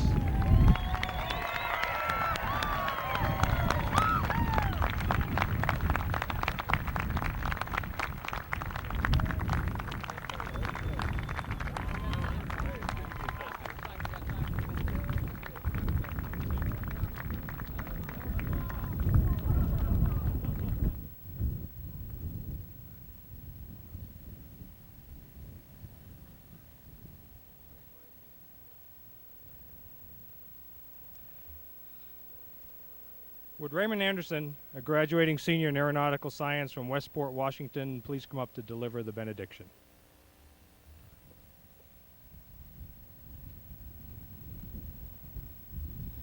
Good afternoon. Will you please bow your heads with me? Dear God, as the graduation ceremony comes to an end, we thank you for the opportunity and ability to achieve this accomplishment. As we move into the next chapter in our lives, we know that the challenges we face will be more difficult. God, I pray each one of us would seek your blessing, knowing our dependence on your grace can only grow. Impress upon each of our hearts your great will for our lives. Amen.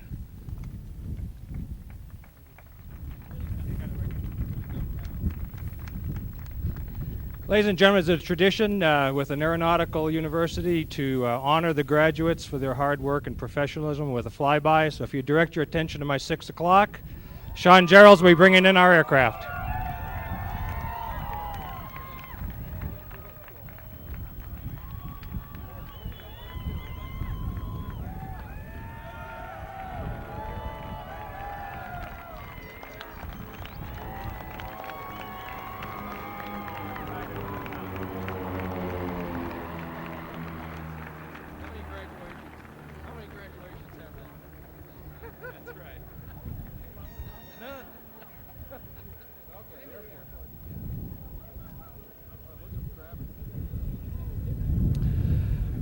Well, one more time, let me extend my congratulations and say good on you. I'd like to advise you that directly following the ceremony, there will be a reception in the Activity Center, just located over here to the right. Color Guard, would you please post the colors?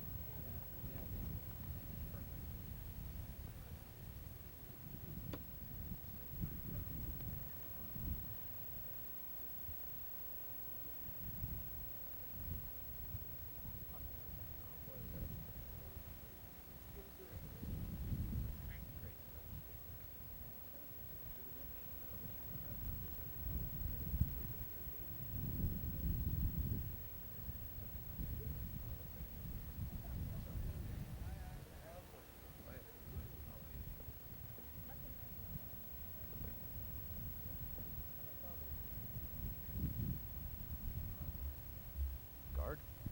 Hold. Half right. Pace. Freeze, then. Honk. Order. Honk. Half right. Pace. Freeze. Honk.